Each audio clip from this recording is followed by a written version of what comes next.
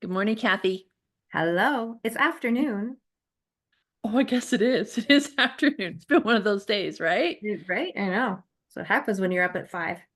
Yes, sometimes moms and grandmas have those days. That's true. So it is Thursday. It is what are we, March 20th? Yes, it Yeah. is. Um, and we are here together for a very specific purpose that I will quickly explain because we don't want to take up a lot of time. We know that our ladies are busy, but we do want to share something really important with you. So this week we had another really great meeting in Mountain View. Hmm. And one of the comments that came out of it, and this is what we hear part of this comment quite often, is that, wow, like there's a lot of information that was given in a very straightforward, easy to understand way. And that's kind of the whole point of the Alberta Women's Independence Network is that not only are we networking, strengthening each other as Albertan women, but we're also here to present information so that people can feel very confident in whatever their choices might be when it comes towards Alberta, their opinions, when it comes to Alberta and Confederation, that type of thing. So the comment we got was that, oh wow, like that was really good information, but I'm afraid I'm going to go home and forget most of it. Yeah. Now, we do have a handout that we give to people Yep. um, to look at during the meeting. They take it home with them. But of course, we are adding in a whole lot of context and stuff throughout the meeting. So I promised that we would put together a video of basically this is what we're presenting at our meetings. I'm hoping that folks will not just watch the video and never come to a meeting. No, that won't happen. I hope not, because the whole point is that we are networking Yeah. and we are coming together. And so please come to meetings. And we have a bunch of meetings coming up really soon here. We have two that are solid for April. And then we've got Calgary coming up. We're just going to fix some dates on that. And we've got Grand Prairie coming up. Yes, we do. Fix some dates on that. Yep. Yep. So let's get started. Okay. And so the very first thing that we do when we start the meetings, after we've all, poured our coffee and whatever, you know, grabbed our banana bread or whatever the treat of the night is, Hmm. we pass out this one sheet of paper. And I think this one sheet of paper pretty much sums it up. So I'm just going to share my screen here so folks can see it. Okay. And Kathy, you've seen this before, even before we started using it, right? Correct. Yeah, this has been going around on the internet. These images have been going around on the internet for quite some time. Hmm. So what we did is we just kind of put these two images on one sheet here. So we have Senate seats by region, and then on the bottom we have House of Commons seats by province. Yeah, And I guess you could say this is by province as well, it although is. they have broken it into regions. Like the Western region gets 6 per province, right? Yeah. Maritimes gets something else. Anyway, so I thought we would start with the House of Commons seats. These numbers are a little smaller, but hopefully people can see.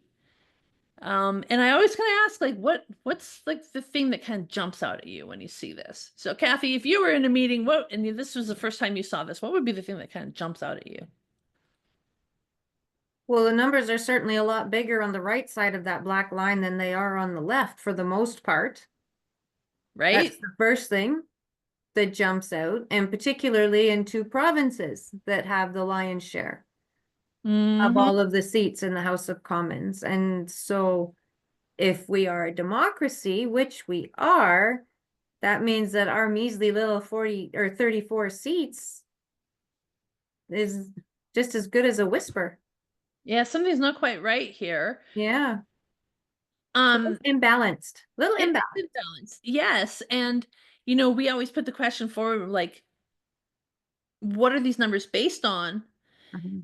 And the guess, the one and only guess that people make is population, which is partially right, right?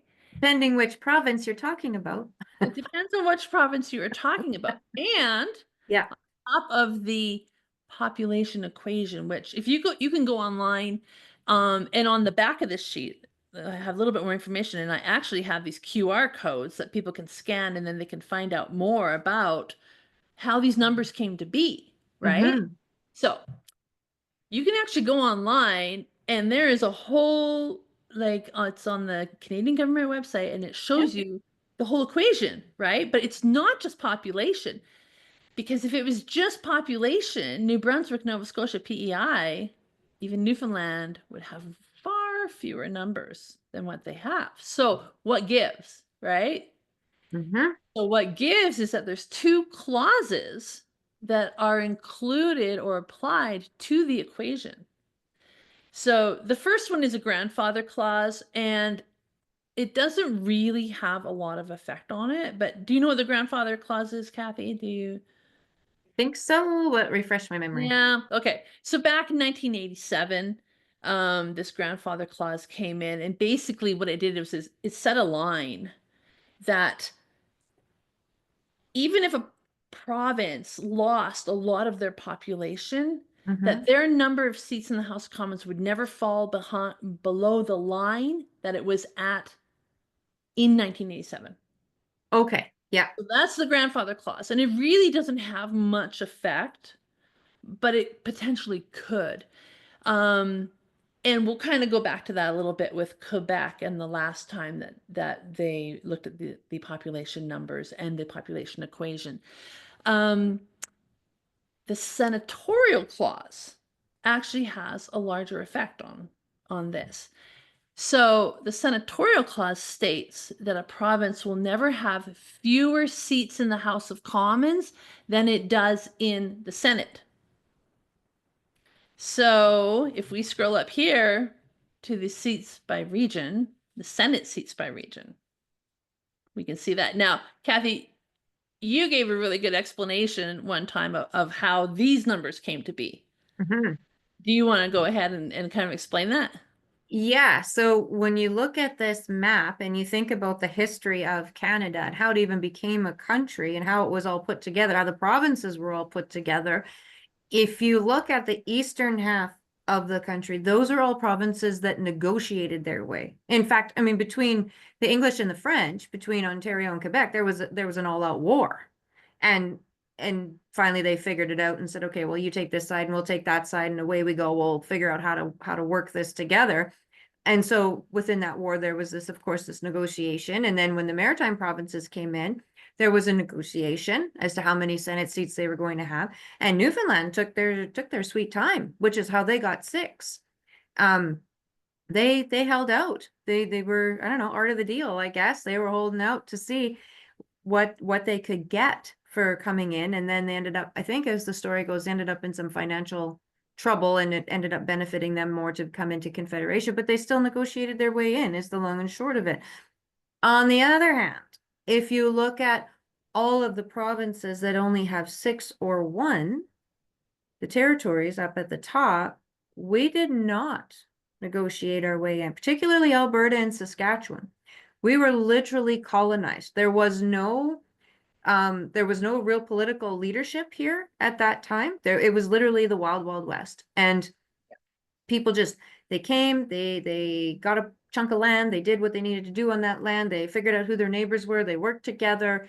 It was, I mean, I would love to go back in time and see it actually, because I think it would have been really quite something, really beautiful to see neighbors working together without all the political mire. And then when the US started to creep in up here and said, well, that's okay, we'll just take BC because BC has got more in common with us. And oh, by the way, Alberta does and Saskatchewan does. That's when the railroad was built to try and join this whole country. But we still didn't have anybody to go to the House of Commons to say, okay, fine, that's cool, but we want a minimum of 10 seats and then it'll grow from there with our population. And that just, the leadership wasn't there to make it happen. So that's how we got stuck with what we've got. And so far the East is quite happy with that, even though we aren't, and it won't change. Yeah, so we were basically granted 6. Yeah, yeah, You can have 6. Now, the 24 Quebec, Ontario, Upper and Lower Canada, going back to the Canadian history again. yeah. When it was a British colony, Yeah.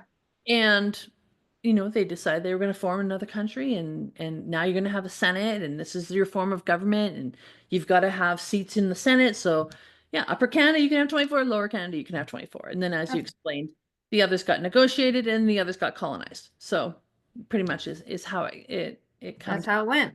Yeah, exactly.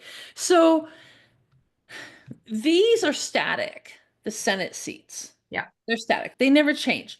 The House of Commons seats can change. So what happens is every 10 years there's a census done in Canada. And then each area forms, they have a committee where they look at their population because population is part of the equation.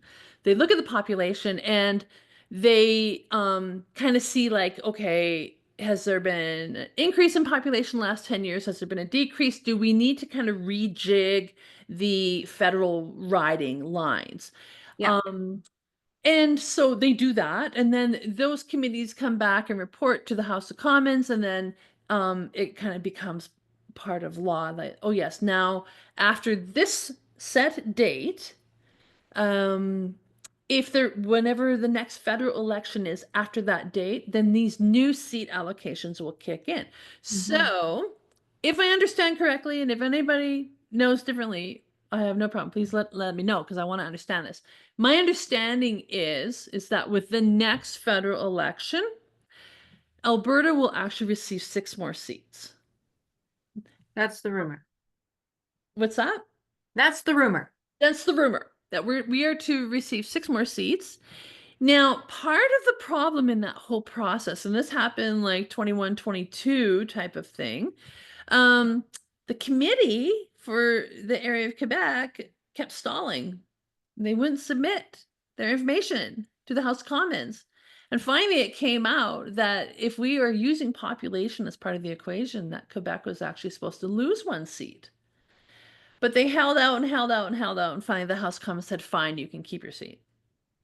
So that doesn't actually fit any of the clauses, not the grandfather clause or the senatorial seat clause. But I guess if you fuss loud enough and you are Quebec, then you'll get your to keep your 1 seat that technically you shouldn't have. So that's the Well, situation. and it is, and it's worth noting that Quebec is the one province that never did sign on to the 1982 Constitution. Yeah, interesting. And yet, So, not and sure why they're getting such special treatment all the time. well, yeah. Well, it's because of this. That number right there, 78. Right. My Right? argument though is that they didn't sign on to the agreement. So why are we capitulating? I know, Kathy, but they still so it's like, okay. All right. So here's the question. Hmm. Well, clearly, this is not, it's not equitable. It's not fair. No. Clearly, it's not. We've gone No. over the reasons why it is the way it is, but it doesn't make it fair. And this is the problem that a lot of Albertans have is that they're realizing and have realized for a very long time that it's not fair and that we are carrying the lion's share in the country, Yeah. when it comes to equalization payments and CPP contributions and all that stuff. And yet we're not getting fair representation. One comment that at the meeting the other night was when they were looking at it, someone said, do we need to throw some tea in the ocean? Referring to the Yeah, Boston Tea Party, right? And when yeah, we think about like the early forefathers of the United States of America and why they had a Boston Tea Party, it was because they felt that it was taxation without representation. that's right. And this is what we're running into in Alberta. This is our gripe, is that we pay taxes just like everybody else, but we have far less representation Yeah, than most of the country. we do. And it's even, if I can just take a second, probably more than a second, it's worse than that right now. Because when bills are passed in the House of Commons, right, they go through the House and then they go to the Senate. The Senate is supposed to be the sober second thought. That's how the Westminster system is supposed to operate. And then when the Senate does whatever they're going to do with it, it goes back to committee, goes back and forth, and then it goes back to the House. And anyways, long way around, and then eventually it gets passed. Hopefully, if both the House of Commons and the Senate can agree on what that bill should look like. Now, although you could look at these numbers and go, okay, well, if I look at the West, if they band together, it's not too bad. We should have some better representation with 24. I mean, at least that 24 is the same number as what Quebec and Ontario have and the Maritimes have and all the rest. However, the Senate has been stacked Oh yeah. with all liberals, save for what now, 5, I think. And Something. is it even that high? So it doesn't even though we may get a conservative government federally, when those bills go through, they have to go through the Senate. That Senate is now stacked. It's not the sober second thought. It's not neutral. It's not anything. It's not in our favor. In fact, the 6 senators from Alberta are all liberals. We don't even have conservative Oh, representation in the Senate. 100%. So Kathy, why don't you, for those who don't understand, why don't you explain how a person becomes a senator? Like where do our 6 people come from? Like, did we choose them? I don't ever remember choosing a senator.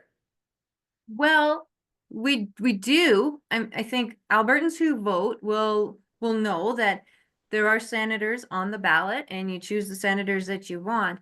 But the way that Ottawa looks at that is merely as a suggestion. That's it. Right. And we haven't had a premier in a very long time take our suggestions as to who we want in the Senate on our behalf.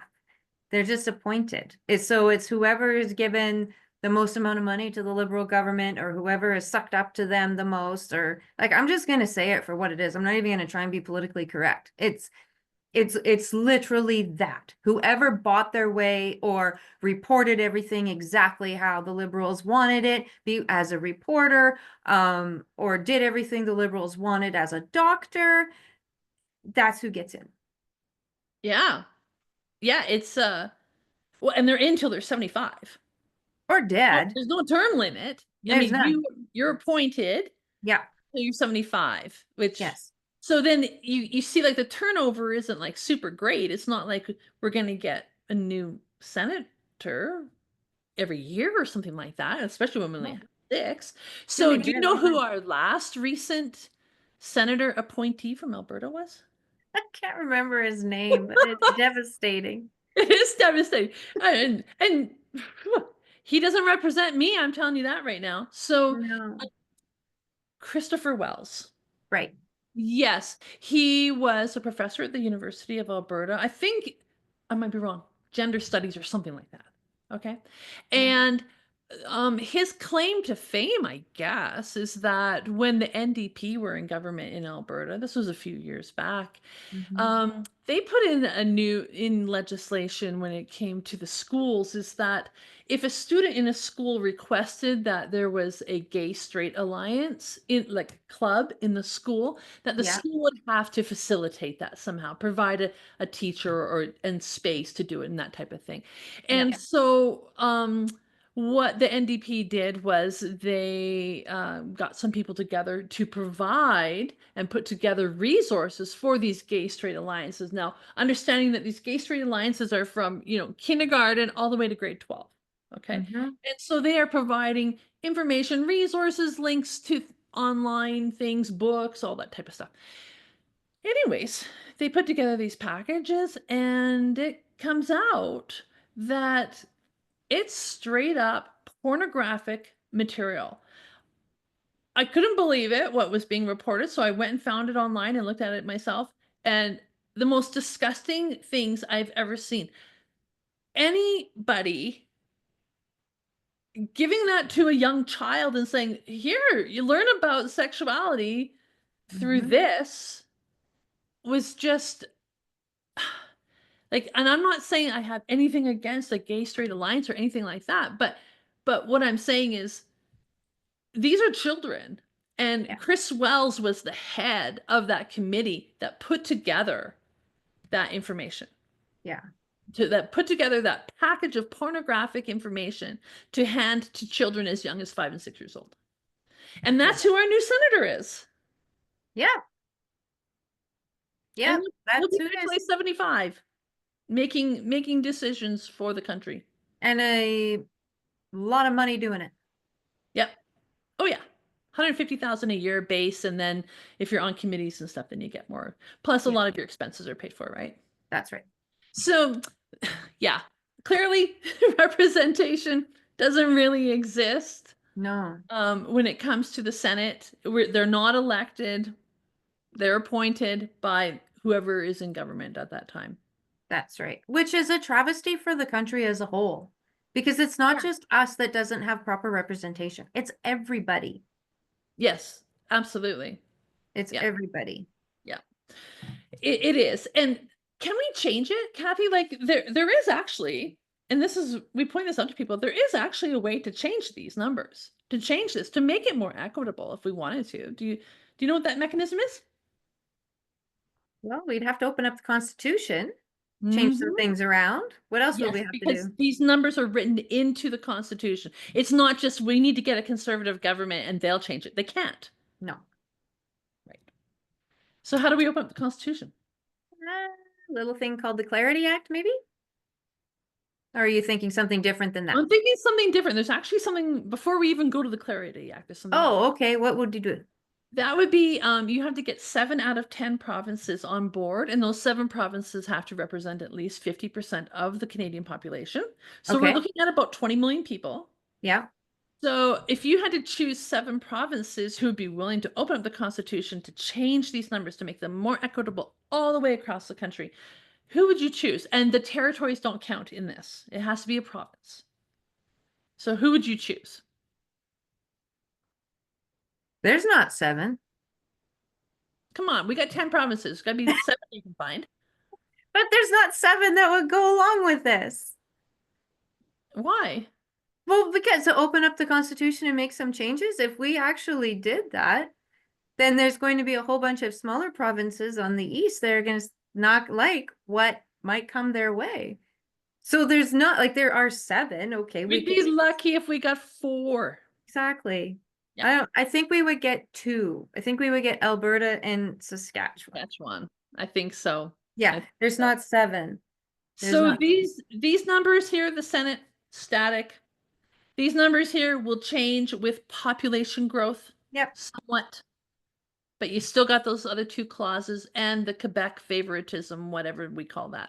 Yeah. That's going to change that. Okay, so the Clarity Act. You mentioned the Clarity Act. I did. Sorry, I kind of just like jump. No, that's fine. Go ahead. Explain to us what the Clarity Act is and how that might actually help.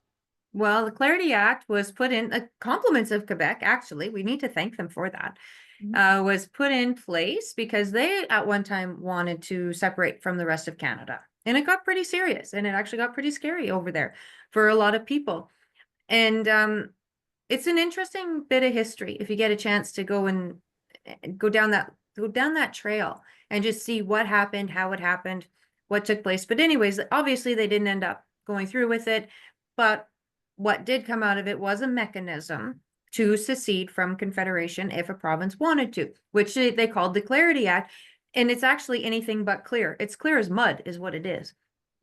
And in that act, it states that if the population of a province is presented with a clear question and a clear majority agrees with that question. So the clear question, do you want to separate from the rest of Canada? That's an example of a clear question. If a clear majority is in favor of that referendum, well, then that opens up the Constitution and that forces the provincial government and Ottawa, the federal government, to now negotiate Yes.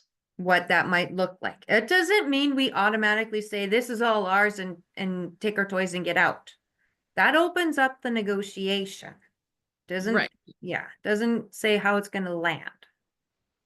Exactly. So if we can't get 7 out of 10 provinces to agree to open up the negotiation, the only other way known in Canada's legal system is this Clarity Act. That's right. And so our point when we're having these meetings is that if you believe that Alberta needs to separate, you need to vote yes. If you were Mhm. presented with a referendum, you need to push for a referendum and you need to vote yes. Yes. If you believe that Canada should stay together, but that things need to be changed so that it's more equal and fair and that there's less of a national unity crisis, you need to vote yes on a referendum Yeah. because that will obligate the rest of the country to open up things and to have that discussion. But until we get a referendum, that's not going to happen. No, no. And my only concern with the second part of that is Mhm. that if if the Constitution is opened and Albertans are not steadfast that we got to get out, Yeah, um, it could actually get worse, believe it it or not. could. Yes. Oh, it definitely could. Yeah, Um, and that's kind of, like I had someone at my meeting the other night who was saying, yeah, okay, I get this and I would support that, but my hope is that there are pockets of good people all across the country who recognize what is happening, who recognize the inequality and who are willing to stand up and to say we got to get this right and we got to do it right. And I think that's a wonderful hope. And you know what? Ultimately, that is would be my hope too, maybe 10 years ago. Unfortunately for myself personally, I'm beyond that now. I I am too. I'm 100% convinced that's not going to happen as much as I would love for it to happen, as much as it would be a good thing to see our country come together, Yeah, heal, treat each other with equity and fairness. That would be a wonderful thing. yeah, Do I think it's going to happen? Absolutely not, because we have had over a century of one part of the country mhm, feeding the other part of the country. And that has created such a cultural rift where one group of people sees their life and their purpose and their whatever one way, and the yeah, other part sees it another way. yeah. And that's a huge rift to be able to, a chasm to be able to overcome that. So I don't see it happening. And No. I'm totally in agreement with you, is that we've got to be 100% serious about this. Very much. And it's even I had my eyes open these last couple of weeks a little more so with all of the stuff going on with the Liberal Party and their whole leadership race that wasn't really a race, but that's another topic for another day. And I have friends, well, I guess I wouldn't call them friends now, maybe acquaintances now, who were once my neighbors and my very good friends here Mhm, in Alberta mhm. and for years. And then they've moved. Life has taken them back east, the kind of where their roots are from. And so they're retired and they want to go. And I get that. Right. If I had to go live anywhere else, I would probably come back here too. Like, you go where your heart is, right? Sure. I understand that. But while they were here, we were we were on the same page. We would be having kind of had the same opinions about a lot of things. And now that they've moved back, and I can think of two right off the top of my head, that they've moved back to to the Maritimes, Eastern provinces. It's been maybe 6 years for Mm, each of them, mhm. completely different, completely different. And so that just showed me, not that they're, like, oh my gosh, how could they be so foolish as to believe all of that or whatever. Right. I mean, there is that, but it really showed me how different the two halves of our country are. There is no alignment because Right. it would be like putting a monster truck tire on a car, It's not going to right? work. It's not like it's going to be like this. Like if we're the monster truck tire and then the Maritimes are the car like this, it's never gonna, it just can't. It can't Right. happen. And Right. so I think we're honestly doing the country as a whole a disservice by not having this conversation. Oh, 100%. We're so misaligned. And it's not that it maybe isn't even that one side is right and one side is wrong, although, there's a lot of unfairness. in the Sure. midst of what happens right now. But I think that unfairness is inevitably rooted in a complete and utter misalignment. Yeah. Yeah. Well, and you know what, Kathy, when you think about that, okay, so Canada is the second largest country in the world, Yeah. right? What's Mhm. the first largest country? Russia. Yeah. There's a reason why they're communist and have been forever and dealt with the issues that they have is because it is very, very difficult to effectively govern Yeah. a landmass that size without falling into communism or socialism or tyranny of some sort. Exactly. If you can't, this is what Canada is running into. And I've seen where people have drawn up different maps where they said we should have been four separate countries. Hmm. That would have made way more sense. And ultimately, I believe it would have. You know what? I love traveling Canada because you go to all these different regions and it's like, oh my goodness, you wouldn't even know you're in the same country. Exactly. I mean, I love my Newfoundlander people. I grew up in Fort McMurray. Yeah. I almost had your accent because I went to school with all of you, all you Exactly. buys. But Yep. anyway, Yep. but seriously, Yeah. right? Yeah. And you're saying misalignment. I think that's the perfect word for it. Like it's not working out. No. And when we create dependence, when a whole area is dependent on another part of the country Hmm. for their basic social services and all those different things, it's not good. No. Not a good scenario. Not a good scenario. So that's what we're seeing. And really, that is pretty much all that we are sharing at our meetings. Yeah. And it's Is just like this. It's just conversation. It's not, a fist fight in the back room or are people trashing other people's opinions. It's not like that at all. It is, no. here are the facts. Here's what's going on. Yeah. We need them in order to be educated voters. Yeah. That's it. They Yeah. didn't teach us this in school, so here we are learning it now. Yeah, yeah, it's interesting. We had there was 15 of us plus a little guy here the other night. Yeah.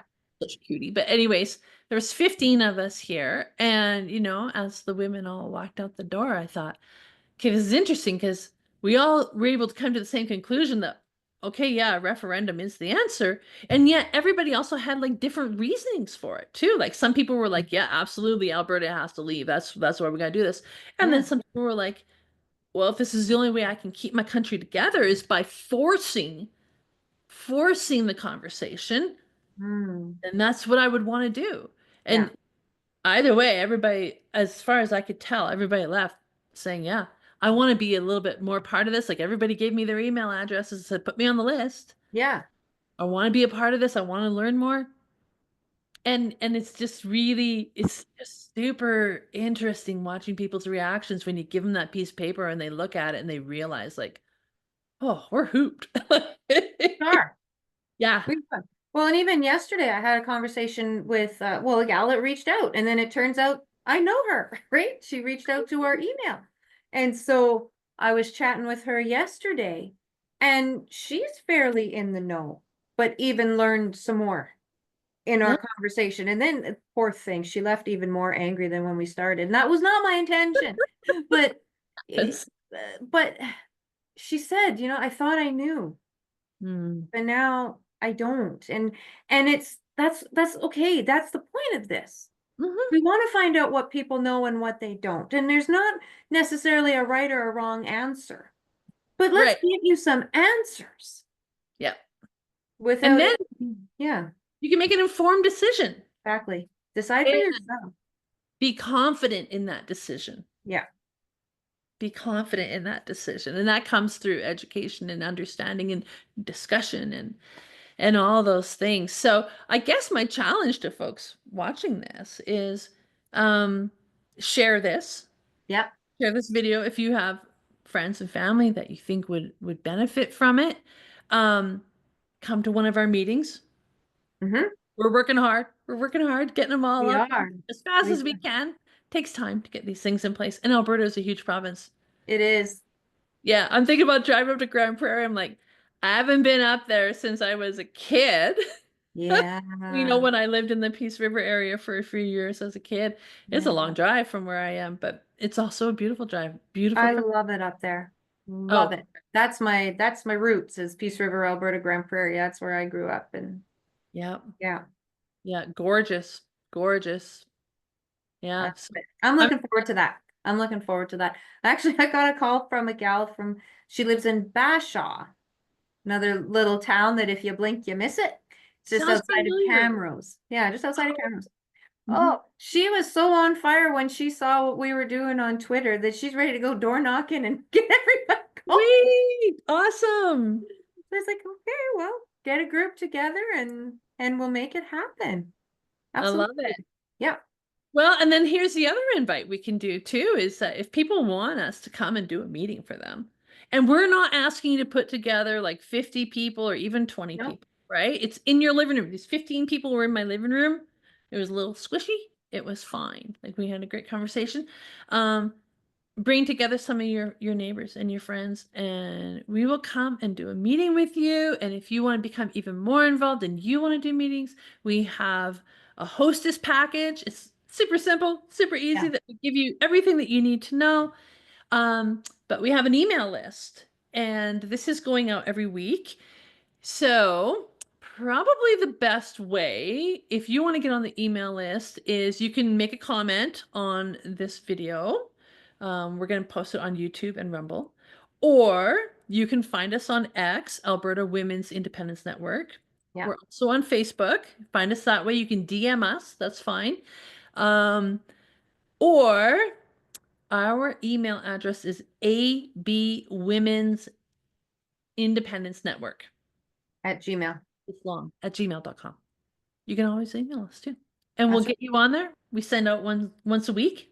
Yeah. We have links to podcasts and articles and Yeah. our meeting schedule. There's lots of information out there to share. Mhm. So much. And that's the best part, right? Then it doesn't have to be scary. Informed consent. That's what we should call it. Yeah, right? Right.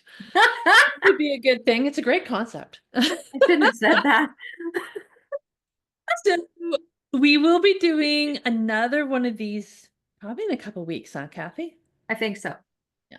I'm headed out of town for a little while, but Yeah. When you doing get back. I would love to address the question of the difference between Alberta as a sovereign nation and Alberta as part of a 51st state or territory or something. That That would would be be an really interesting good. conversation. That would be really good. And in fact, one question that I got yesterday was, what's the difference between Alberta sovereignty and independence? Like, are these words interchangeable or are they not? Because there's a lot of this nation within a nation conversation going on, which is bringing some uh, another option, maybe more confusion. So that might tie into that topic too. Yes, let's cover that as well. That would be interesting. I think I use it interchangeably, but now that I think about it, they are two different things. They are. I got called out on it. Yeah. Yeah. Yep. Yeah. Mm, And right. And that's why having these conversations, right? Like, right? that's it. There's nothing dangerous about it.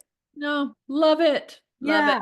That was also a comment that we got the other night that this wasn't political. This is just us neighbors sitting around having a chat. I'm like, Yeah. yeah, isn't that nice? Yeah. Yeah. No ulterior motives. There's no ego. It's just come on over. Let's have some nice herbal tea and a cookie. You can do that, but I'm having wine and cheese. You can have your wine and cheese. I'll have herbal tea and cheese. I'll do cheese with anything. Ah, anyways. Well, Oh, thank you so much, Kathy, for doing this. oh, my pleasure. I'm glad it worked out because it just about Mm. didn't today. So Well, you have mom duty. I do. I And do. mom I that think takes precedence over everything. But I'm glad you were able to kind of squish us in between mom we duties. got in. You got in. Well, and you're packing up. I mean, you've got a whole bunch of stuff on the go too. Gotta go. But yeah, yeah, we're headed over to yeah, my husband's got some work over in Europe, so we're headed over there. Mm. And it will be interesting. I used to live in Europe, I used to live in Belgium. And that was 25 years ago, 30 years ago, and I kind of saw what was coming then. It's always interesting when I go back, see how things have changed, and I just think, oh, it's a precursor to what's going on in Canada. Yeah, It for sure. really, really is. It really is. But anyways, I'm excited to head over there. I've never been to the UK before, so we're gonna go to the UK and see how that is. And, Well, be careful. yeah, It'll well, be good. I can't my wait to hear husband about it. built like an ox. Right? I want to be your first phone call when you get back. Okay? Okay. All right. Thanks so much. No, thank you. We'll chat with you when you get back. For sure.